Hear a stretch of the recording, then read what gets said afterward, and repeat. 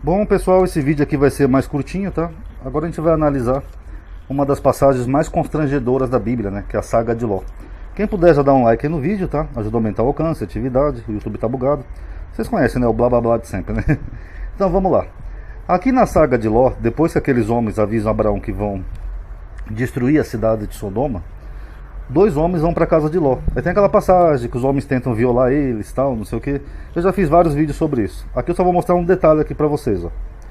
Então disseram aqueles homens a Ló. Note que aqui a palavra é homens, tá? Não é anjos, tá? Eu já tenho um vídeo sobre isso também, tá? Tem alguém mais aqui? Teu genro, teus filhos e tuas filhas e todo quantos tem nessa cidade? Tira-os fora deste lugar, porque nós vamos destruir esse lugar. Porque o seu clamor tem aumentado diante da face do Senhor, e o Senhor nos enviou a destruí-lo. Então eles avisaram a Ló. E Ló disse: Ora, não, meu senhor, eis que agora o teu servo tem achado graças aos teus olhos, e engrandeceste a tua misericórdia, que a mim me fizeste, para guardar a minha alma em vida. Mas eu não posso escapar no monte, para que porventura não me apanhe este mal e eu morra.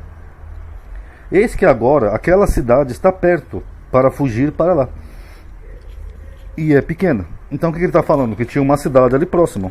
Inclusive Sodoma e Gomorra, né, segundo a Bíblia, na verdade eram 5 cidades, né, que foram destruídas. Então quer dizer que eles estavam numa região que, bem ou mal, tinha cidades próximas. Ora, deixe-me escapar para lá. Não é pequena? Para que minha alma viva. E disse-lhe: Eis aqui, tenho-te aceitado também este negócio, para não destruir aquela cidade de que falaste. Então Deus concorda e fala: Eu não vou destruir aquela cidade pequena que você falou. Apressa-te, escapa-te para ali, porque nada poderei fazer enquanto não tiveres ali chegado. Por isso se chamou o nome daquela cidade Zoar, que eu acho que é pequeno. Então Deus atende à pressa de Ló e fala que não vai destruir aquela cidade para ele poder ficar lá. E só ia começar a destruir Sodoma depois que ele estivesse lá em paz. Inclusive aqui tem um probleminha, né, pessoal? Porque ele fala que ele não ia fazer nada que enquanto ele não tivesse lá chegado. Mas só que ele começou a destruição antes, né? Porque a mulher de Ló virou uma estátua de sal. Então aqui nós temos um probleminha aqui de concordância, né? Porque na verdade a mulher de Ló vira para trás e vira uma estátua de sal. Então eles não tinham chegado na cidade ainda. Então meio complicado. E subiu Ló de Zoar e habitou no monte, e as suas 2 filhas com ele, porque temia habitar em Zoar. E habitou numa caverna, ele e suas 2 filhas. Então aqui é meio confuso também, porque ele chegou na cidade e ele não quis ficar na cidade. Ele tinha medo de habitar naquela cidade de Zoar, a mesma cidade que ele pediu para Deus para não destruir. Aí ele foi habitar numa caverna com as suas 2 filhas. Meio estranho.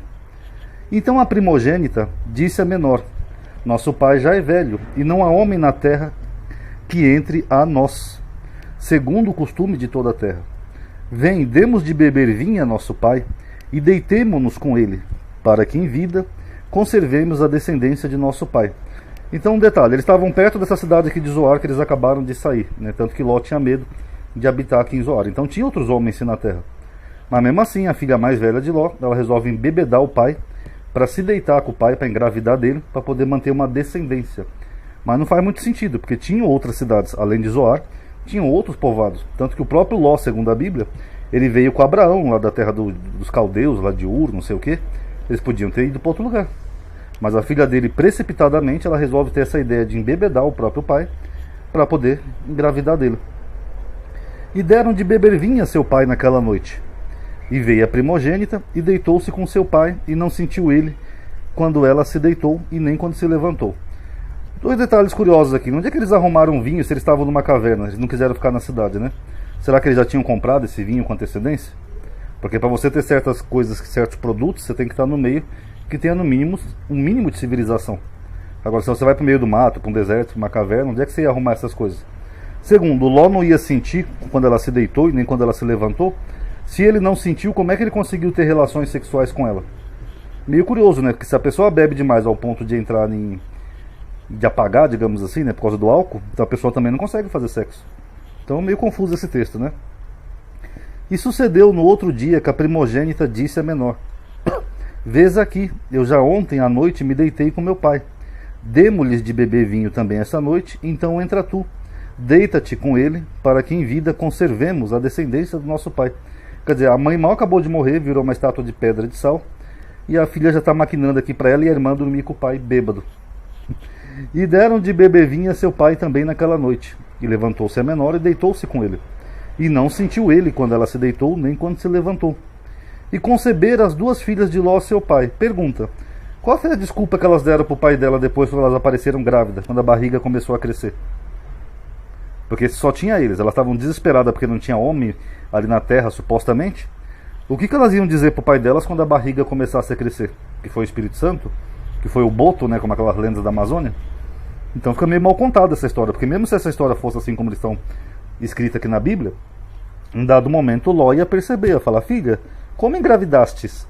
Então fica meio estranho isso. E a primogênita deu à luz um filho, ele chamou Moabe. Este é o pai dos Moabitas até o dia de hoje. E a menor também deu à luz a um filho, e chamou-lhe Ben-Ami. Esse é o pai dos filhos de Amon até o dia de hoje. Agora, deixa eu explicar para vocês o que acontece aqui, pessoal. Essa história nada mais é do que uma tentativa de demonizar esses povos que eram inimigos dos israelitas. Isso é muito comum. Você tem lá em Noé algo parecido, você tem lá em Juízes algo parecido. Então os israelitas, quando eles tinham um povo que era inimigo deles, eles criavam uma historinha para demonizar aquele povo. Então eles estão tentando transmitir aqui a ideia de que os moabitas e os amonitas eram filhos de um incesto, de uma bebedeira do pai dele, de Ló, que acabou gerando esses povos. O mesmo acontece com os cananitas, né? Eles falam que os cananitas seriam descendentes de um abusador, de um estuprador, de um violento, que é no caso lá de Noé. Então essa história aqui não é bem real, tá, pessoal? Isso aqui é só uma história para tentar dizer que os moabitas e os amonitas eram filhos de um incesto, que esses povos acabaram se tornando inimigos de Israel e fazendo práticas que os israelitas consideravam abomináveis. Por exemplo, Amon, onde tinha o Vale dos Filhos de Non, onde tinha Moloque, né? Era lá que habitavam os amonitas, se eu não estou enganado. E os moabitas também. Então, tanto Anon quanto os moabitas, eles tinham aquelas práticas de Moloque, outras coisas que os israelitas consideravam abomináveis. Então, essa história aqui, bem constrangedora da Bíblia, é praticamente para isso, é só para demonizar esses povos e explicar a origem maligna deles, tá bom? Então tá aí, pessoal, um videozinho curtinho. Quem gostou, dá um like aí, que ajuda a aumentar a atividade do canal, tá? Obrigado por ter assistido. Paz a todos.